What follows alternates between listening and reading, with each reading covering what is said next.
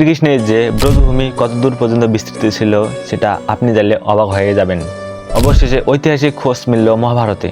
প্রায় 4500 বছরের একটি নগর খনন কাজে বেরিয়ে আসলো এবং সেখান থেকে কি পাওয়া গেল। নদী রেখা পাওয়া গেল এবং এমন একটি কঙ্কাল পাওয়া গেল।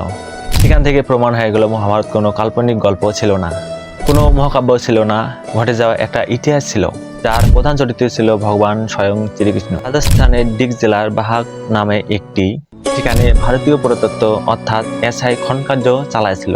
সেখানে 1 বছর ধরে খনন কার্য চলছে, কিন্তু বেশ কয়েকদিন আগে খনন কার্য করে তারা যা পেল একটি উন্নত নগরের সন্ধান। সেখানে আমাদের সনাতন ধর্মের সর্বশ্রেষ্ঠ কর্মযজ্ঞ 11টি কংক্রিটের যজ্ঞ ছিল।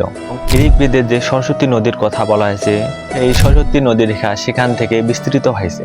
সেই নদীকে আবিষ্কার করেছে সেই এসআই এবং একটি কঙ্কালের সন্ধান পেয়েছে। সেটা কোনো সাধারণ কঙ্কাল ছিল না।